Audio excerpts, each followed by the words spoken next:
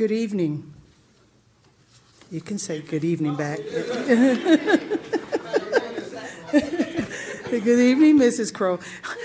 My name's Dolores Kroll, and I have the pleasure of serving the office of the CEO as a Special Projects Manager. I'd like to welcome you all here. The CEO will be coming shortly to give you the official welcome. I'm going to give you some housekeeping notes. One of the things we want to cover first is questions. So we have some cards, and if you're interested in asking a question, you may do so by raising your hand, and someone will bring you a card. You can write your questions down. At the end of the presentation, we'll read those questions, and they also will be handing out our presentation for this evening. So let me give you some other housekeeping notes.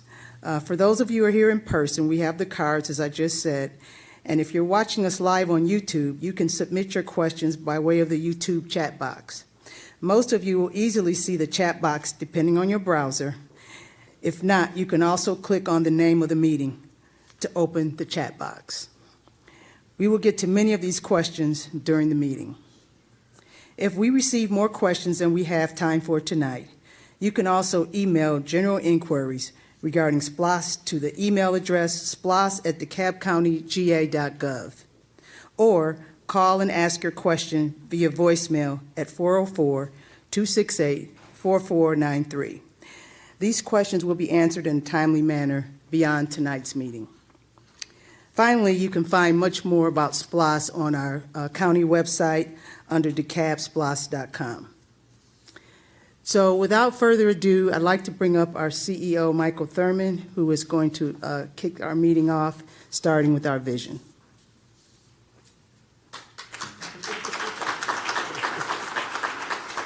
Good evening. First of all, I want to thank Dolores for her leadership and vision and just commitment from day one in terms of bringing and transforming the idea of the vision for a SPLOST into a reality here in DeKalb County. There are many important people with us tonight, and I want to recognize probably the four most important entities or personalities in the room. Fire Chief Penny, to my right, Officer Penny, Libby Penny, who works in libraries, and of course the most famous and beloved Penny of all, Joe Penny. Let's give him a round of applause. Without the pennies, none of this would be possible. So thank you all so much to the citizens who are here, who've taken time out of your busy schedules to come out and share with us your thoughts, your dreams, your vision. We will try as best we can to answer any questions you might have. And I'm just so proud of DeKalb County. If you really think about where we are right now as a county, the passage of SPLOST 1 was a watershed moment in the history of DeKalb County. Think about it, SPLOST 1. And DeKalb is probably the last major county in the state of Georgia to pass a SPLOST. And we were able to pass it because leaders and voters in the municipalities and in the unincorporated areas, north, south, east, and west, rallied to the flag. We knew that we needed to come together to build consensus and to make these critical infrastructure investments that are being made. But SPLOST 1 is just the beginning. SPLOST 2 now is approaching, and I'm just delighted with the fact that we've administered this program in a way on time, under budget. We've been great stewards of your dollars, no, your pennies, and because of that, I'm excited about bringing SPLOST 2 forward. So the vision for DeKalb County SPLOST is simple, and I'll read it to you. DeKalb County's special purpose local option sales tax will support countywide capital outlay improvements that promote a high quality of life for all residents. Two really important terms or words used: countywide, all residents. We want everyone to feel like their voices, their ideas, their expectations, their hopes are being heard and actualized as we continue on this process. So thanks again. I don't make big, long speeches anymore, Miss Sally Sears. I've kind of thrown them all away, Miss Bussey. and respect your time. But most of all, my name is not on the ballot this year, so I don't have to make long speeches. But I do thank you for having given me this opportunity to serve as DeKalb County CEO the last 7 years. So with that, we will roll tape. Is that right, Dolores? All right, we'll roll tape. I'm DeKalb County CEO Michael Thurman. Citizens of DeKalb County voted in 2017 to fund the county's first ever SPLOST, a special purpose local option sales tax. The program is expected to generate more than $388 million through a 1-cent sales tax that is earmarked for capital projects and distributed among 4 categories: transportation, public safety, parks and recreation and community facilities. Let's take a closer look at how these funds are being used to improve our community. Overall, SPLOST is expected to generate more than $600 million for DeKalb County and its cities. Of the county's share of more than $388 million SPLOST dollars, $244 million are slated to support transportation projects and improve high-priority corridors, including funding for more than $11 million to rebuild the Cedar Grove Bridge over the Norfolk Southern Railroad to help restore this vital artery. A 2.2-mile extension of the Michelle Obama Trail to move closer to connecting with the South River Multi-Use Trail and ultimately the Atlanta Beltline. Resurfacing more than 160 miles of road to date, with nearly another 100 miles under construction and 26 miles in advertisement to reach an overall goal of 300 miles throughout the entire county. Completing missing sidewalk segments throughout the county to improve access to schools, community facilities, and bus stops. SPLOST funding is also supporting traffic and safety improvements in coordination with a major water line replacement, and installing mini roundabouts at several intersections to reduce excessive speeding. SPLOST will help fund $87 million for public safety projects, including enhancements benefiting DeKalb's fire rescue and police departments. Some of those projects are the first of 5 new fire stations planned for DeKalb County, incorporating state-of-the-art health and safety features and community rooms. Also, roof replacements and alarm system upgrades throughout many of the 26 active fire stations in DeKalb. 6 new classroom buildings at the DeKalb County Fire Rescue Academy, and more than $9 million for new police cars, rapid response fire vehicles, and fire radio systems. In the capital outlay category, SPLOST has allocated $57 million for both parks and recreation and community facilities. $2.5 million of SPLOST funds, along with a $1.5 million contribution from the Atlanta Braves Foundation, have been used to support renovated baseball fields featuring artificial turf.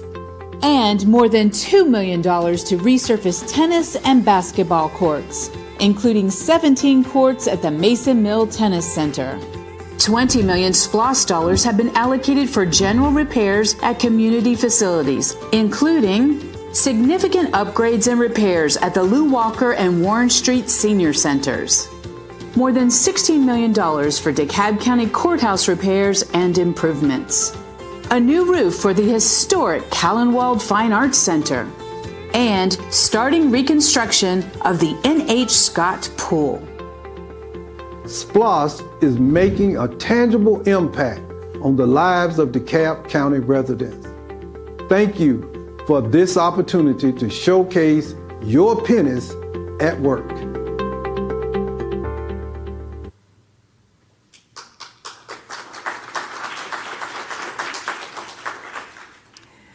Thank you, and thank you to DCTV for putting that video together. As you can see, that was just a summary of some of the projects that we worked on for SPLOST 1.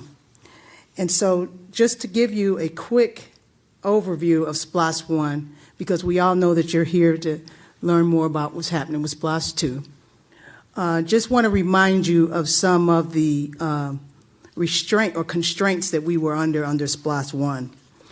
If you recall, our SPLOST was unlike anyone else's in the state where we had restrictions. It was 85% was restricted for transportation and public safety, and 15% for parks and capital repairs.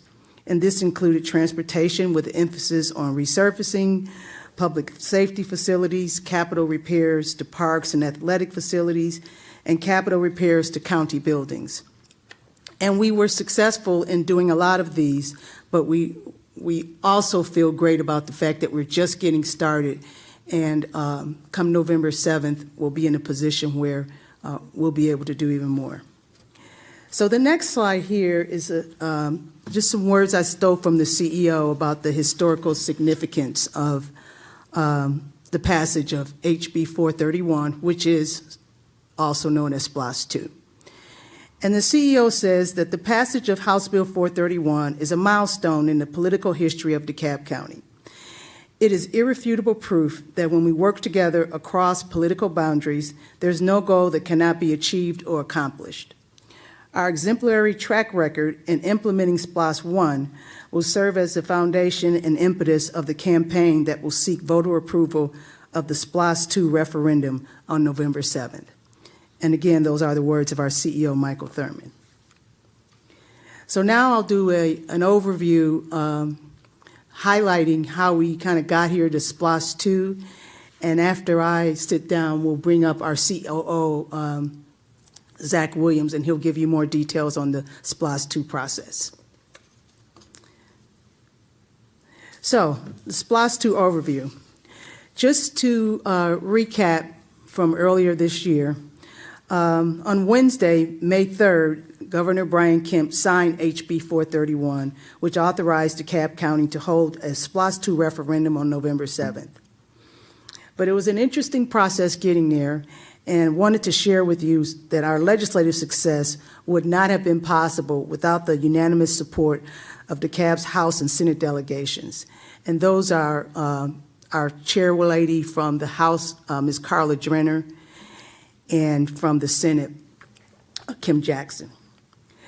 The legislation earned overwhelming bipartisan support in the Georgia House of Representatives and State Senate by passing 174-0. I'll repeat that, 174-0 in the House, and 48-4 in the Senate. Those were the margins. So that kind of emphasizes the level of respect that people had for the work we had done in DeKalb and for our legislative process. Then we also had letters that we received from not only our Board of Commissioners, but also the mayors, and those letters really helped us in our position in convincing legislators and just to give us hearings and allow our bill to move forward. And then we also appreciate our government affairs and legal team members, yours truly. I wanted to do something because I did not do this, and I wanted to acknowledge some folks. Are there any elected officials in here tonight? If you are, would you stand up so we can recognize you?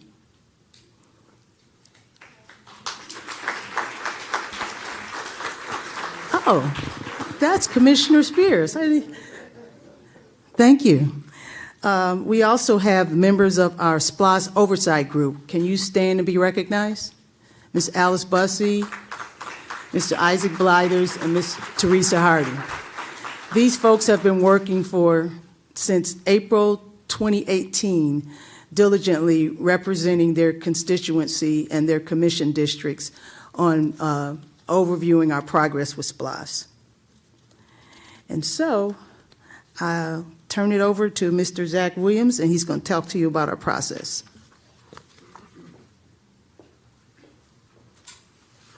Thank you very much, Dolores. And good evening, everyone. You doing okay? Yes. My name is Zach Williams. I'm the Chief Operating Officer, and I have the honor and privilege of serving both the CEO and the Board of Commissioners. And I have the honor and privilege to stand before you today and just kind of talk about where we're headed with SPLOST 2. And it would be remiss for me to start that conversation without a re-acknowledgement not only of the hard work that has gone into getting us to SPLOST 1, but the exemplary work that has been done in managing SPLOST 1. And it's because of that work, and as the CEO said in the quote, that it's irrefutable proof that we can, when you work together, you can get things done. I paraphrase. At the end of the day, because we worked together, when we presented SPLOST 2, it passed in the House, did you say 174 to 0? That's a big deal. That's a big deal. And what that is, it exemplifies the commitment that the CEO and the team made from day one, that we are going to ensure that we implement this SPLOST, and we're going to watch every penny, and the citizens are going to get what they paid for, and that's what has happened. So as we look forward for SPLOST 2, and we see how the investments of these pennies will pay for quality of life, their investment in quality of life throughout the county. And our process is this. The DeKalb County Attorney and staff, they will perform, and they have performed, a detailed review of House Bill 431 legislation to confirm the unrestricted categories. That was presented in a Board of Commissioners special call meeting and in other instances where they walk through, here is how the funds can be spent. County staff, industry professionals, and our Atlas program management team are completing a capital needs assessment. And we've done a call through the departments as to what are the needs. When you look around your operation, in consultation with your master plans, with citizen advisory groups, what is it that you see that you need?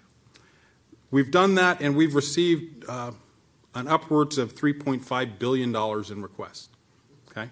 So the need is vast, right?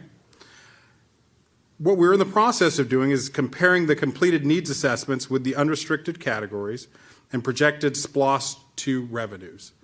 Just like in our homes, right? You have to see, okay, here's what we need, and there's also a lot of what we want. Sometimes what we want and what we need are different, but here's what we need, and then at the end of the day, here's what we will be able to afford. And we're going through an exercise of prioritizing that and determining the categories that we will be recommending. That process will be with the CEO and administration doing like we're doing today, scheduling community meetings across the county, soliciting input, feedback, and feedback from residents. Talking to the people. What is it that you see? And what is it that you would like to articulate for us to look at as we develop our categories? Then the administration will provide the results of the assessments and community input and propose their findings to the Board of Commissioners for approval. Ultimately, the board will authorize, these are the categories we would like to move forward. There will be a lot of conversation that goes into that, determining what things we want to accomplish as we develop a referendum, essentially. That final list of categories will be incorporated into the SPLOST 2 referendum question for voter consideration.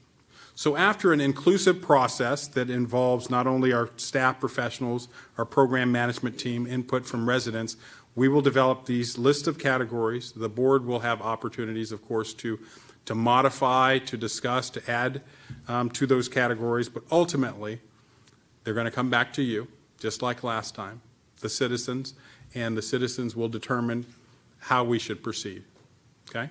And so that's going to be our process. We're excited. If history repeats itself, which I hope that it will, we will be able to demonstrate once again how effectively we can manage your pennies and accomplish a better quality of life. Thank you.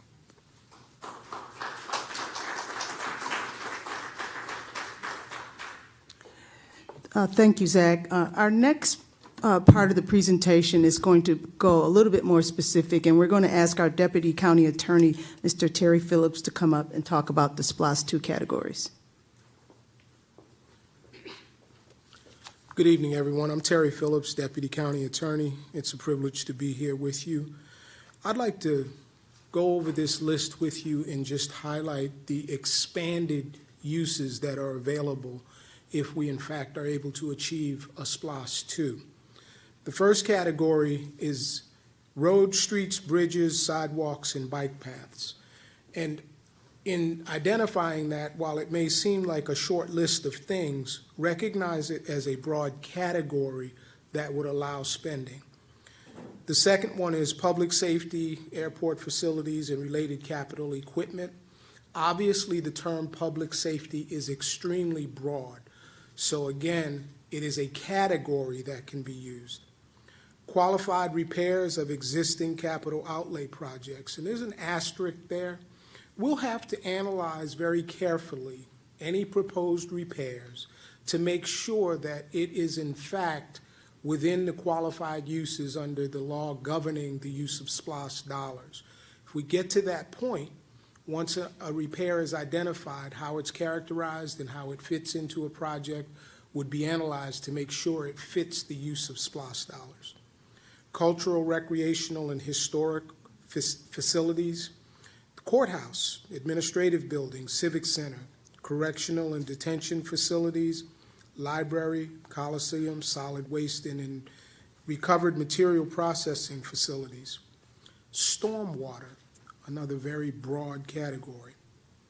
Capital projects by a county authority operated in conjunction with one or more cities,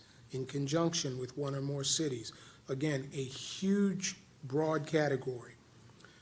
Water and sewer projects, retirement of general obligation debt, voting capital equipment, which could be a broad range of things that could support the elections process. Transportation facilities for people or goods, including railroads and mass transit. Qualified hospitals or hospital facilities. Any capital outlay project owned, operated, and administered by the state within the county. And a broad general authorization for cities and counties to fund outlay projects generally. These categories will be developed for a more specific list of projects that are proposed, as Mr. Williams explained, and that will be included in the ultimate referendum question that's voted on by you, the citizens. Thank you.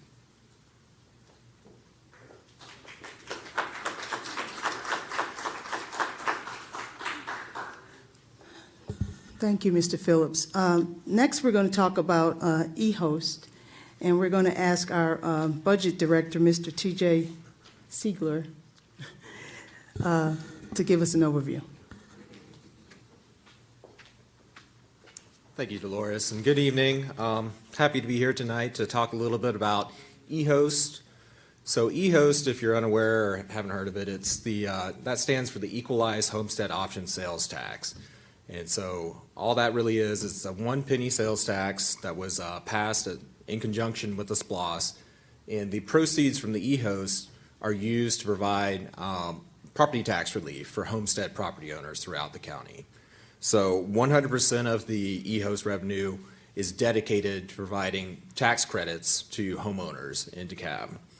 And that, as I said, passed alongside SPLOST in 2017 with 71% of the vote.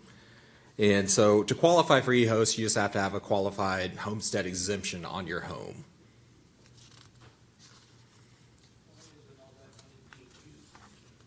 It is being used. It will be used for property tax relief. So the savings from eHost is shown on your property tax bill in the column headed eHost credit.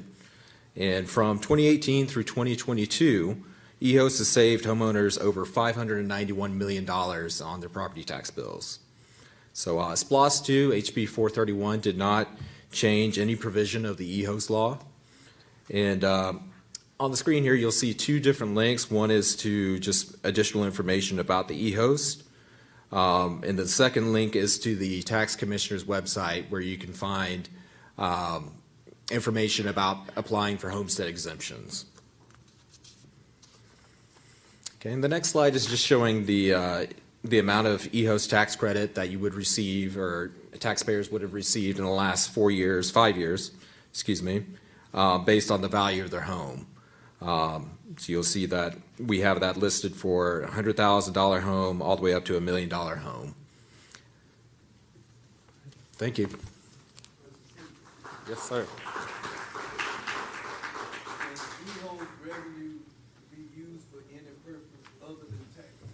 No, sir. It's 100% dedicated for tax relief.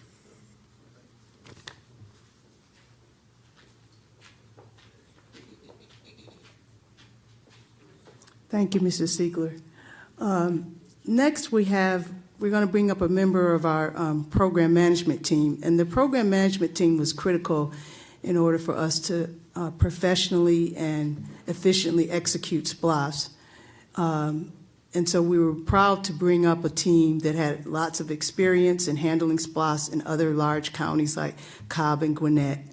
And Chris Kingsbury will give us an overview of the team system and program management.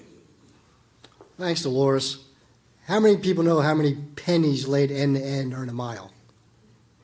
Well, come on, this is third grade math. A penny is 3/4 of an inch wide.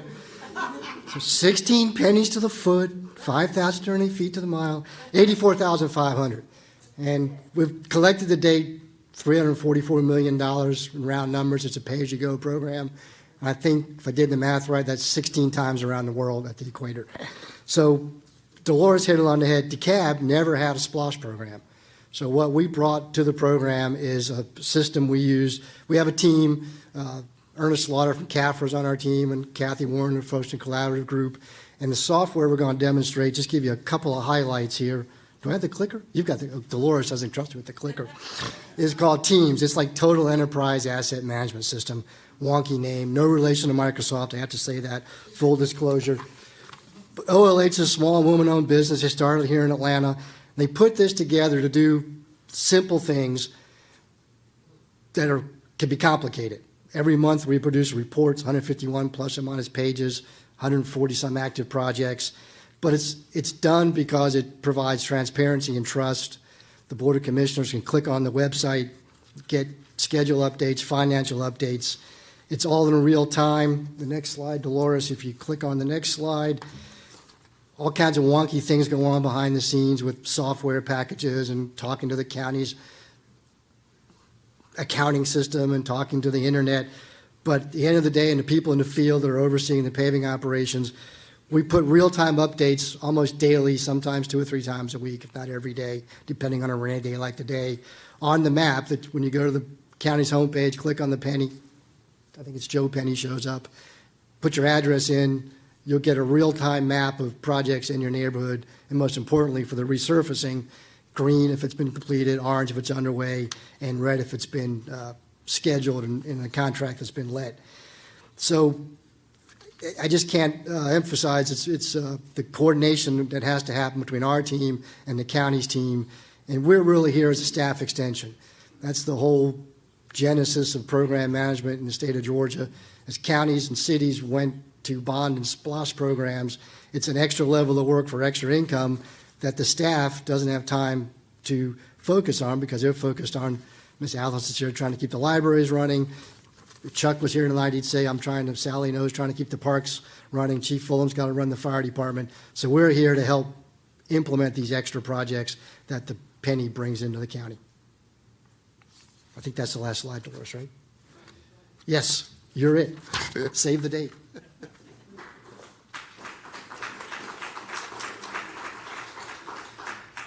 Okay, well, this last slide is just giving you an update on the remaining meetings. What the CEO wanted us to do, and the Board of Commissioners, is make sure we had coverage across the county, which includes cities. And we'll have actually another one tomorrow at the South DeKalb Senior Center. I just wanted to do one other quick thing about our SPLOST, and I talked to the CEO about this earlier, that we don't talk about this unique to our SPLOST is, DeKalb SPLOST is the only one that, and this is from, the CEO's knowledge of budget making at the state level. And we were talking about the taxes and the regressive nature of it. And he said, we need to do something for people who have fixed incomes, low socioeconomic status, and we need to remove taxes on prescribed drugs, and there's no taxes on unprepared foods. And that's unique to our SPLOST. No other county in this state has those 2 provisions. We don't talk about it a lot, but it's very important, especially if you fall into those categories where money is tight, you're on a fixed income. At least if you're in DeKalb, you have that additional level of assurance that really somebody cares. I think we're at the point now, unless the CEO had any additional comments, that we can start getting the questions answered and buckle up.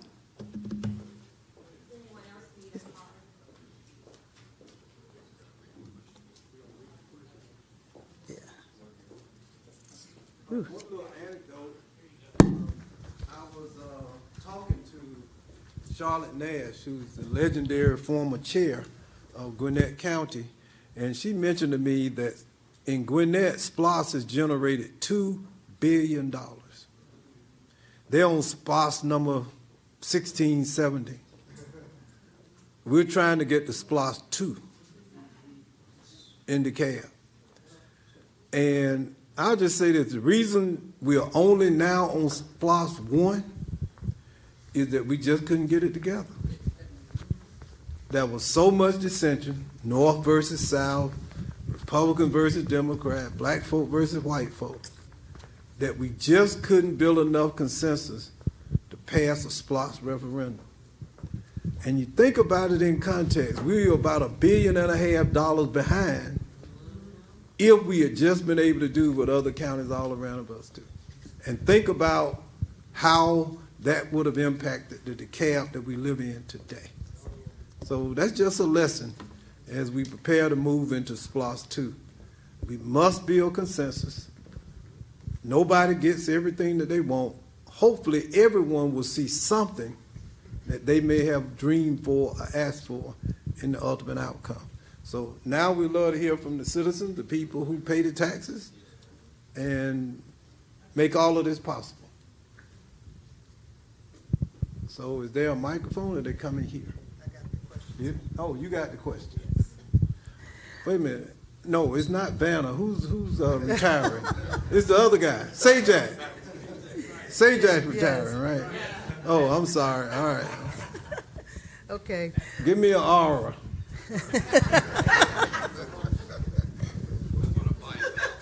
You want to buy, Steve Bennett want to buy. Yes. The first question we have is, South Face Energy has a $250,000 contract with DeKalb County to recommend improvements to DeKalb. Do we have money for these improvements? I'm not familiar with that. Mr. COO. Thank you. So South Face, there's an RFP that has gone out, a request for proposals. They were selected to assist in the development of a energy efficiency plan. I anticipate them getting a notice to proceed within the next 30 days, last report I got. And so ultimately, over the next year or so, they will develop a strategy for the county to become more green, more energy efficient.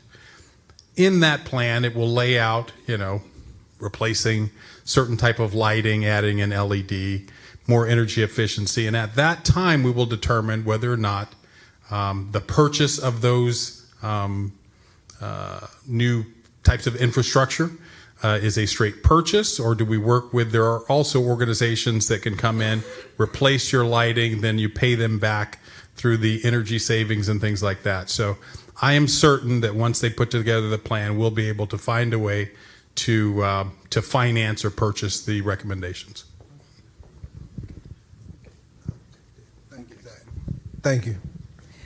Okay, the next question is, when will the capital needs assessment be completed and made available to the public? Yeah. Right. So the capital needs assessments, I'm guessing in the next probably 4 to 6 weeks. We're in the process of going through and evaluating. We've come up with a basic prioritization process that we'll be working with departments. Once that begins to be whittled down, right? There'll be conversations within the administration, with the CEO, ultimately with the Board of Commissioners. And as we, kind of solidify what the categories are, that will be brought back to residents. And, environments like this, too, provide for a way to inform what goes into what we're considering. I'm going to guess, I'm going to use my mental telepathy. There may be some conversation or need for expanding the animal shelter. Maybe. But those are the types of things that will be evaluated as part of what we're considering, and then ultimately those will be brought back through the board and to the citizenry. Thank you, Zach. This is a two-part question. The second is, can you post monthly progress reports on the public SPLOST website? That would be a question to you, Mr. Kingsbury. They're there now. The majority of the projects to date have been resurfacing, so that's why that map is the first one to come up. But as the building projects come online, you'll start to see those pieces of information posted. And if you clicked on the map, Fire Station 7, you could have followed its progress from when we hired the designer to when we put the bids out to just a few weeks ago we had the grand opening. So the information is there. And if you've got problems navigating it, just put a question into that helpline, and Dolores will have those phone numbers and email sites later, and we'll always get back to you. Okay, the next question is, how much of SPLOST 2 funds will be put towards transportation? I would say at this point we may not know that, but... Of course, that is to be determined. Obviously, Chris and our contractors have made a tremendous amount of progress resurfacing some of the worst streets and roads in DeKalb County. But think about it now, with SPLOST 1, went decades not addressing the maintenance and the repair of our streets and roads. No way we could have gotten it all done in one SPLOST. What are we doing, 200 and... We have 100 active now, and previous years they could do 12 or 15 miles per year. Yeah, so total is going to be about 300 or something, about 300. But what's the total need of those worst streets and roads? The county has a little less than 2,000 miles in its road system, and the cutoff on a rating system, it could easily have been double or triple what we have under the current contract. Between 600 and 900 miles in need of repair. Okay, and then the second part to this is a request that DeKalb County commit to paving an additional 300 miles in unincorporated DeKalb. Not against that. Yeah, I mean, that's good. Okay. And look, let me just say one thing. The reason I think we've been so successful is it's not a political process. And I can say this and stand here and look all of you all in the eye. I've yet to sit in a meeting where I said, let's go pave Green Street. It hadn't happened. And the people in this room know that it hadn't happened. We pave where our evaluation and our needs direct us to. It is not, and we have depoliticized the process. One of the things I didn't say, we have depoliticized it, because one of the reasons it took us so long to get to SPLOST 1 was it was so political. And we have intentionally depoliticized that process so that the people who need to do the work can go to work. Thank you, sir. Okay, here's one. It probably won't get a lot of support, but I'm going to read it. As a member of the community, I would appreciate if some funds could be used for the animal shelter.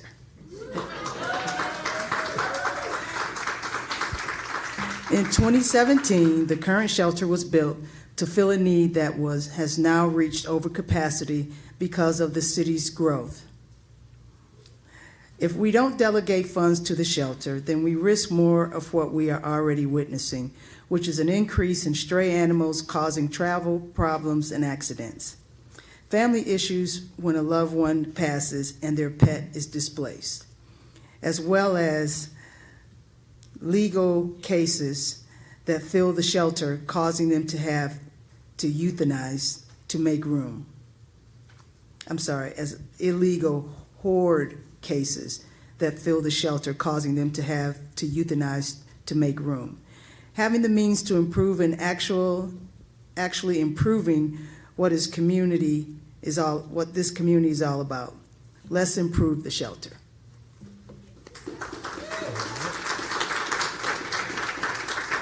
I hope I didn't butcher that too much, but I think you got it.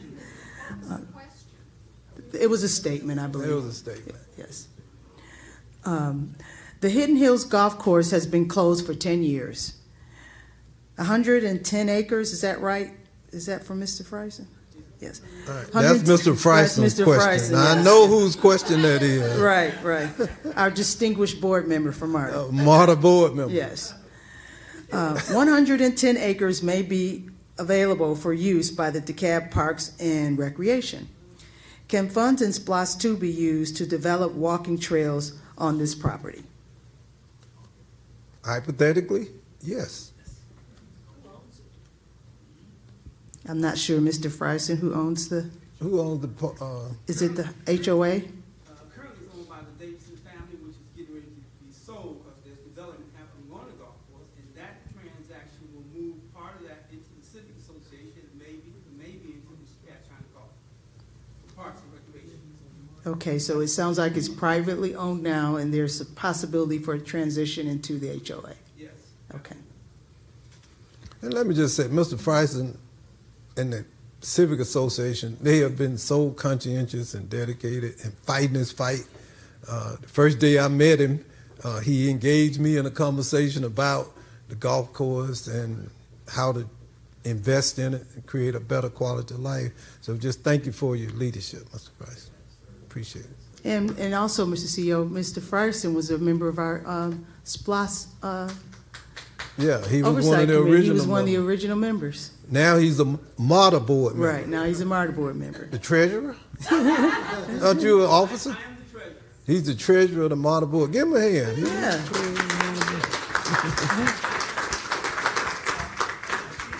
So next time when we ask for acknowledgments, we need you, you may not be elected, but you're important. Okay, the next question is, I wonder who this came from. Ellenwood, County Line. Who could that be? SPLOST 2. We are due a generational park on the 46 acres. We have been waiting 20 years. Pat Johnson.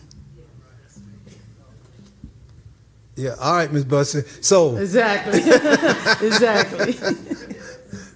obviously, SPLOST 1, we were restricted. We couldn't purchase and build any new parks. I don't know whether y'all recognize that.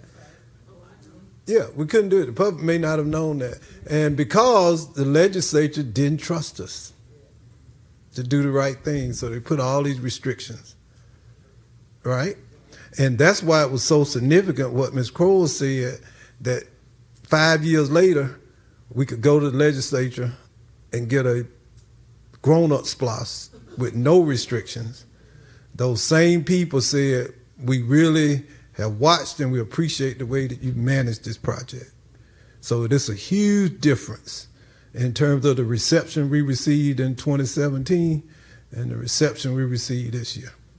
And that's because of you, because of Chris, Dolores, Zach, all these folks. And I only ask you all, just continue on that path, right? Don't lose focus on the good work that we have done and you all will be doing in the coming years. Yes, ma'am. Okay, the next question is, the federal government passed the Inflation Reduction Act and the Infrastructure Investment Jobs Act, which provides billions of dollars to local governments. Can we use SPLOST dollars to leverage the federal dollars which are available today? Yes. Yeah. Yes, Yes. And we are. and we are. Yeah. The next one is, can SPLOST be used for air quality improvements resulting from emissions coming from the South DeKalb landfills? I don't know if we know that answer. Yeah, it can be used on the landfill. I'll read the question again. Can SPLOST be used for air quality improvements resulting from emissions coming from the South DeKalb landfills? It can be placed on a list of all the other requests that people and citizens want us to consider. So the answer is yes. Okay. Knowing the needs of what? What did you say, Mr. Wynn? 3.5. 3.5 billion, and we are projecting to have how much? About 400 million. Right. It's a significant amount of money, but it's nowhere near enough to do everything that we will be asked to do. Okay, the next question is, what special provision includes to increase business opportunities for black businesses and unincorporated DeKalb? I love that question. Tell us about minority participation. So the program had a goal of 20%, and I think, going on memory, I should have brought the report, we're at about 34, 35% of all the SPLOST dollars spent to date for the last 5 years have gone to DeKalb LSBE firms. And in fact, 2 of the paving contracts have gone to a woman-owned minority firm out of Ellenwood.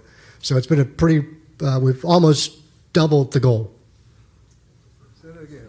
We have almost doubled our minority participation goal in terms of dollars invested in sport. Correct. And we have a LSB program. We focus primarily on DeKalb businesses. You know, we don't really care what color you are. If you're from DeKalb, we look out for you. Is that all right? Yeah, it's about DeKalb. And minority-owned businesses who are in DeKalb or associated with DeKalb have gotten major opportunities with this SPLOST. You know, people can talk, but the numbers are the numbers. Okay, the next is, how will the air quality be improved through, I'm sorry, I can't read the rest of it. Well, yes, that can be one of the considerations. Okay. But we got 7 commissioners, you got, and at least 4 of them. In order to get anything done, I said a lot. People focus on the CEO.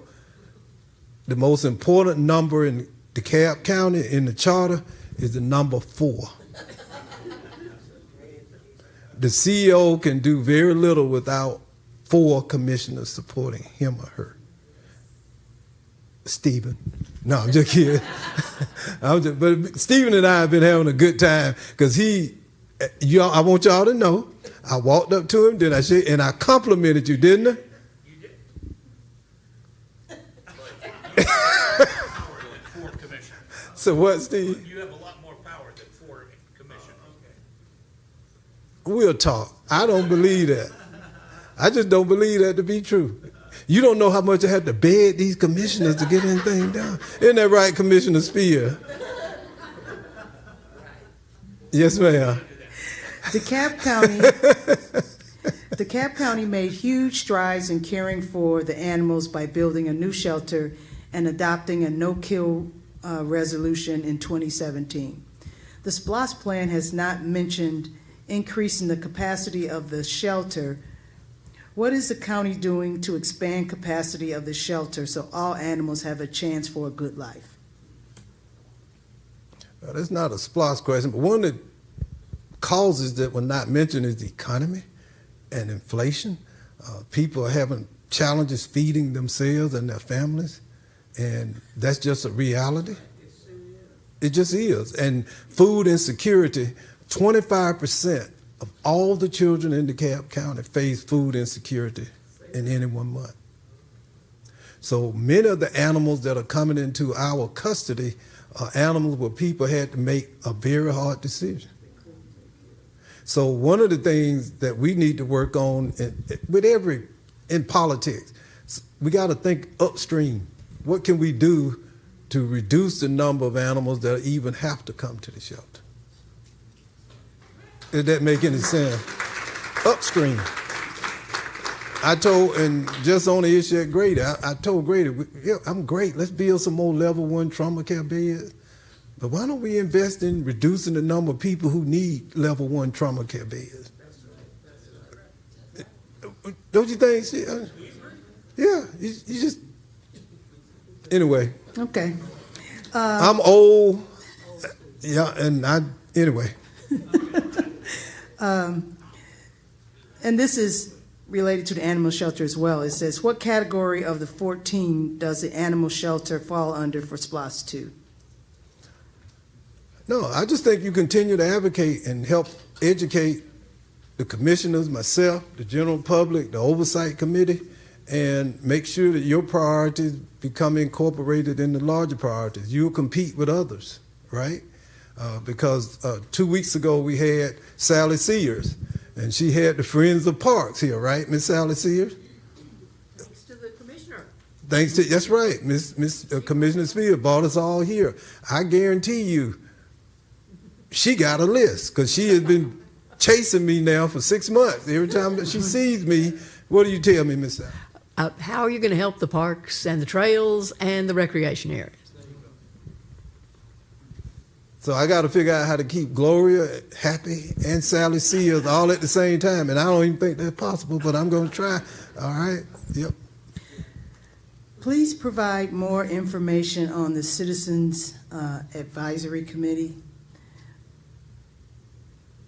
The Citizens Oversight Group is a group that was formed from the Board of Commissioners that did a resolution. Each commissioner has a designee. The CEO has 2. And their sole purpose is to connect and meet with the administrators of the SPLOST program, the staff. They have a monthly meeting and they talk about and learn about what's going on with SPLOST activities. Some of our... Do they report? I'm sorry? They're supposed to report. They do report back to their constituents. That's the role of the Citizens Oversight Group. Well, we can talk more in detail about that, but the question was provide more information. So in order to be on that committee, your commissioner would nominate you. They bring it in front of the board, and it's, you know, whatever the commissioner's desire is, it's always supported. And you meet on a monthly basis. You go over the numbers. The person from our program management team comes to the meetings. He reviews what's been spent, what hasn't been spent. The members express their concerns over what they want to have done and what they don't. I'm very familiar with it because I was part of the very first one for 5 years. And we've had, you know, a very robust discussions, and Ms. Bussey can attribute to that, and so can Mr. Blighters and Teresa. But it's a very active group. And Sharon Baker, who's in the back. And Sharon Baker, that's right. And Sharon has been taking the lead on that since. And they are citizen volunteers. Right. They are not paid. Amen. So, I mean, just keep that in context when you're asking what else can they do. They are volunteers. I think Isaac had his name. And those of you that might be interested, we have 2 vacant slots now. The CEO has 1 slot. He's looking for somebody to appoint, fill that slot. And I believe District 5. So if you will get in touch with Ms. Marita Johnson, the commissioner of that district, and perhaps you will consider appointing you if you're interested. We don't have a chair. We have 2 co-chairs. I'm one of the co-chairs, and Nancy Love from the district is the second co-chair. Ms. I Bussey? want to share that it's more than just looking at the reports. It's a lot of work. If you're going to represent the referendum that the citizens voted on 71%, I was able to help write the referendum and share in creating the referendum in 2016. So it's a lot, it's a long journey, but when we come together to do oversight with the Board of Commissioners, presented a resolution that we are supposed to honor. With meetings, with planning, and making sure the public is engaged in it. The overall public. And if that doesn't happen, then we're not doing our oversight responsibility to make sure that those projects that were voted on in the referendum are adhered to, because that's what the citizens voted on. And it's more than just looking at the numbers. But we have to make sure that the referendum is adhered to. Thank you, Ms. Bussey. And all of those meetings are posted online on our website, And even people who want to participate can even call in. That's right. Yes. We understand the referendum, and your organization called for you to report regularly, and we've been unable to find reports for the last 3 or 4 years from your committee. It's not on the website. Have they not been generated, and I just not looked in the right place? They're on the website. We'll get back with you because we produce a report every year that the oversight group reviews and sends on to the administration with a cover letter. So I'm surprised you can't find it. It's your report, Okay. not yours. They take the data we generate and put their cover letter on it. And let me mention something too. The referendum will have categories, not individual projects. That is a point, or has been a point of confusion. The referendum itself won't have Greenlay Park,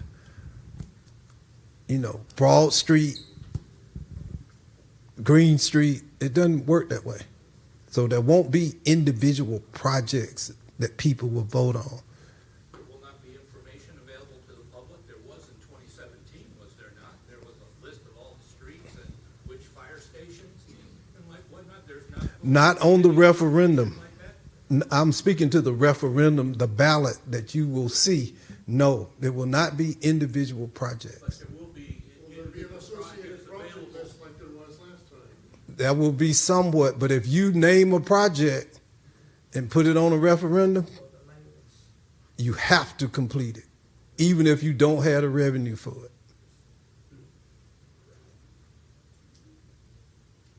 And, oh yeah. Absolutely. That explains what you're anticipating will go into those categories. Oh, absolutely. Not on the referendum, but on to the public. Oh yeah, I was speaking only to the referendum.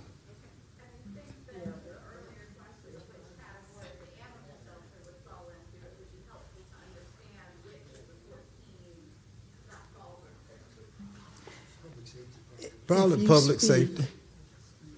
Probably raise your public hand so safety, you can have because the mic. typically it's about public safety. It's public safety. You don't want, abandoned or stray animals. It's a public safety issue. At the end of the day, for DeKalb County. Okay. I saw a hand in the back. Yes, I think. This gentleman, did you have your hand up? Well, sir? I still have 3 cards I want to get through. Oh, okay. All right. Okay. We'll come And back. then we'll get back to you, sir. Okay. Okay, is consideration for participatory budget resident-led, I believe, process to distribute budget outlay projects? Let me read the question again.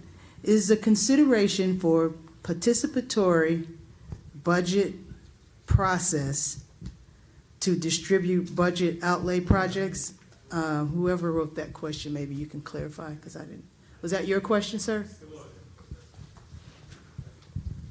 Participatory budgeting is a process that allows residents to actually collectively determine how they actually assess. Say you have a total category of projects, they can actually assign percentages within the county of how they would break up that budgeting, how residents would break down that budgeting according to the potential projects that are there, and then being able to see what happens. It's a very huge tool in community engagement that's really necessary for actually engaging the larger population that's not right now engaged in the civic process. So being able to engage local community members in this participatory budgeting is a process that has been created from bottom-up development. Organizations are leading this now. It's a global movement. Interesting. Thank you. What helps me, I wish that I could, but I don't.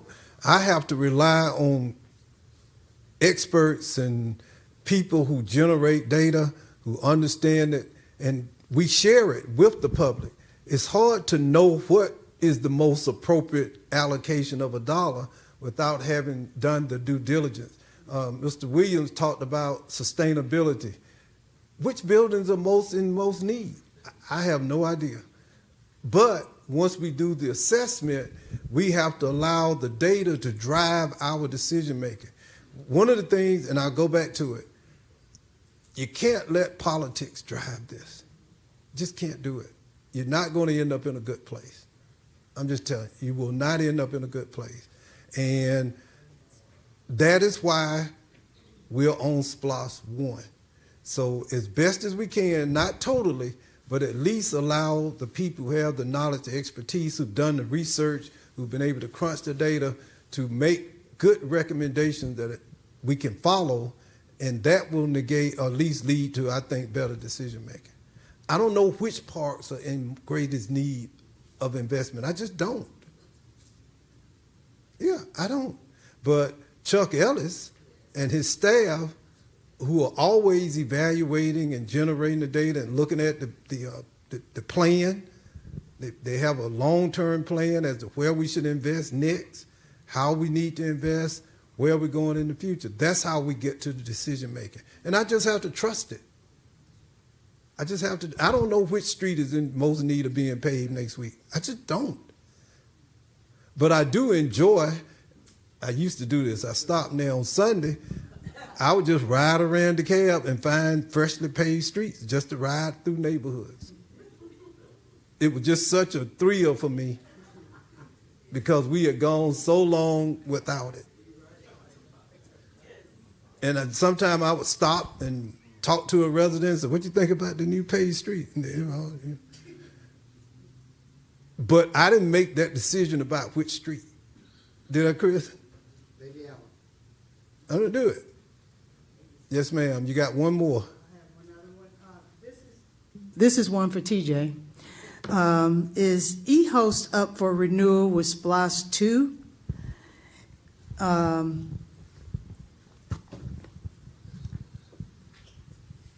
It's 3 parts, so that's the first one. All right. I think I might defer to the law department on that because I think that is something they were still looking at as whether or not that's a separate part of the ballot question. Is that correct, Terry? We're looking carefully at exactly how the ballot questions have to be crafted.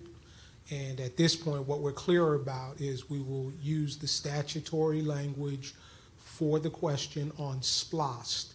And whatever else has to be included, we'll identify that and make sure the ballot is built the right way, whether or not eHost has to be done again or not.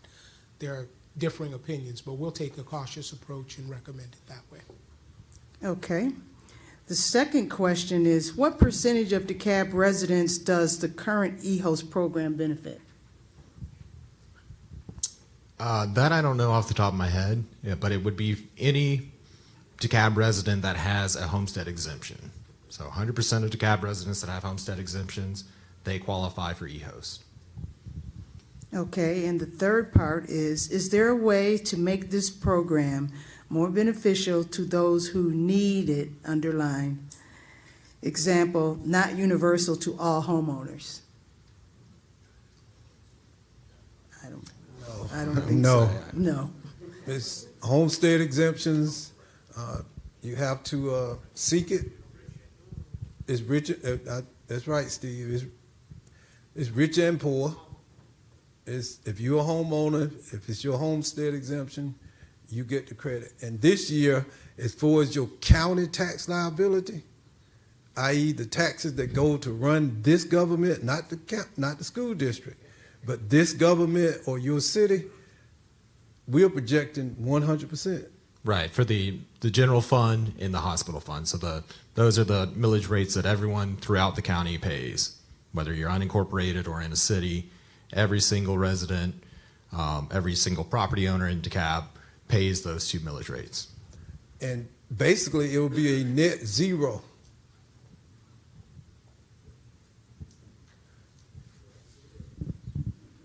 For county services.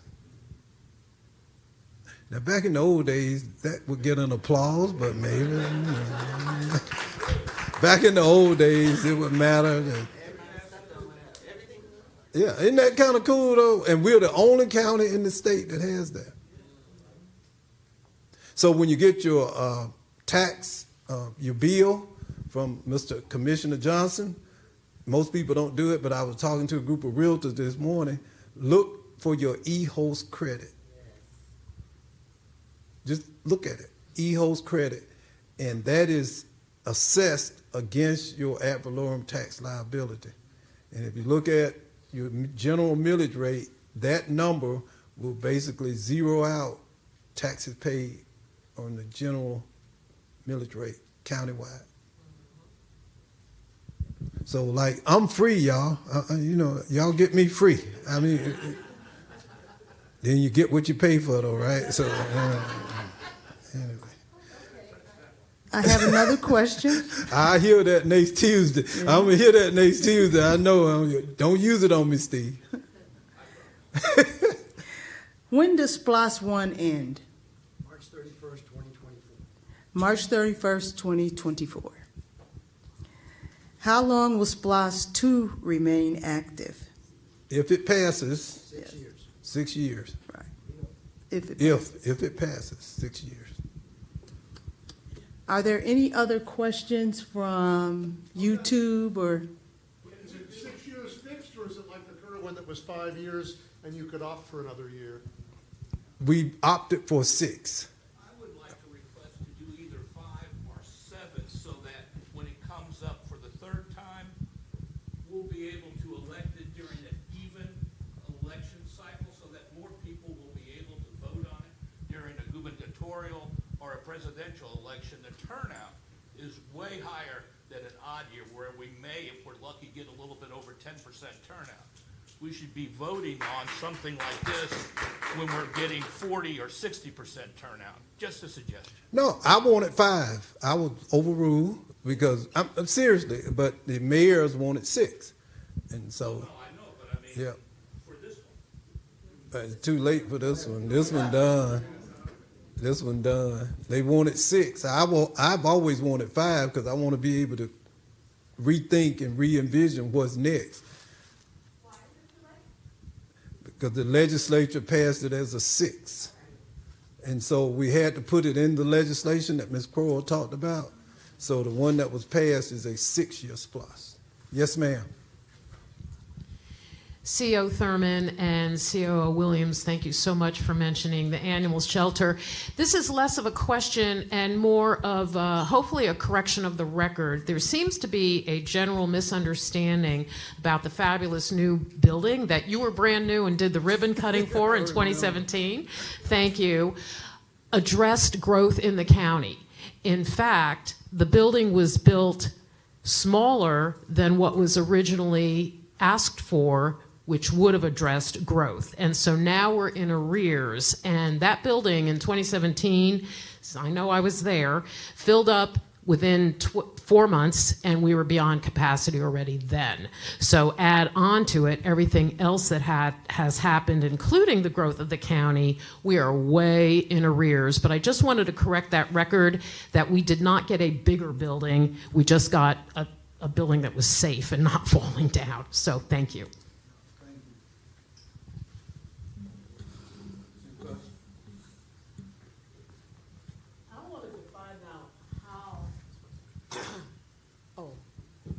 Thank you. I wanted to find out when can we get land for another landfill that would be north as opposed to south, so we could improve our streets, stop so many trucks traveling and keeping them damaged, and then get the smell, the air quality cleaned up with some of these funds. Because people are sick and some are dying. And there's too much garbage that comes from the north to the south because of the expansion and the growth of this county. And it should be made a priority for the health of the people. We keep talking about everything else except for the bedrock senior citizens that live in the unincorporated area where that landfill is. And there supposed to have been, for some of the prior commissioners who voted, to have some subsidization of the health, especially for the increase in asthma. And we had the EPA to come out and find contamination in the water. but yet nothing has been done or talked about from the human factor. Lives, quality of life. And when we go to church on Sunday, you cannot bear the smell before you enter the church. So that needs to become a priority for the garbage of the cab, to become the priority for your office, for the Board of Commissioners, to do something about the garbage for all these increased citizens that's coming south. Thank you. That's an issue. Let me say this, though, in all fairness to people who preceded me, Mr. Williams and Ms. Tracy Hutchison. I think around 1995, there were 7 landfills in South DeKalb. Now it's 1. But just in fairness, when we said nothing has been done, a lot has been done. We're down to 1. DeKalb is the last jurisdiction that actually owns and operates in Metro Atlanta a landfill. We're the last jurisdiction that operates one. Obviously, it's an issue that this government will have to think through and address in the coming years. But it's not an overnight decision, to be right honest with you. But we've made progress, and you're absolutely right. South DeKalb was just rife with landfills. Really was. And we've shut them all down but the one that we own. And that's a decision that some of the younger leaders are going to have to make about how to take the next step. The human factor. Absolutely. Well, thank y'all. We got one more. Yes, sir. I did want to ask a question in terms of the categories. I think the bottom one had the broadest, kind of most open definition. Is there an opportunity of being able to use community engagement as an actual item for using and investing SPLOST in? I think there can be a lot more economic development and economic growth that can come from community engagement, especially since this is supposed to be resident-led and citizen-led. No, we need to work as hard as we can to engage as many citizens, and your input, this is just one step in that process as we move forward. I have no problem with citizen and community engagement in helping us make better decisions about the future direction of this county. I enjoy it. I like to engage the folks. And the more minds, I don't have all the answers. I'm just telling you, I don't come to the table presupposing that I know the answers. It's just the opposite. What I try to do is find the most important and the most significant and compelling questions that need to be asked. And I'll let smarter people provide me with answers. Thank y'all so much for coming. This has been great. And thank y'all so much for the advocates, for our pets who are out tonight in force. And be there tomorrow, too. I love it. I love it. Sir, we did have one last question. Okay, Dolores. Okay, I'm sorry. You just can't let it go. I know. Well, it's no, it's go an ahead. easy one. I'm just It's an playing easy with one. you. Is repeat the prescription and it should be unprepared. Are these two No, exempt? see, she wanted the question that only she could answer, right? That's what that was. All right, Dolores, go ahead. It's your moment. One. Okay, all it's right. unprepared foods and prescription drugs are exempt from sales tax, yes. And that's a big deal, y'all. It's a $10 million deal, but it's worth every penny that we leave in the pocketbooks of individuals, particularly senior citizens on fixed income and low-income citizens. It just is. That's what that is worth. It's a $10 million line item. That's it. Thank y'all.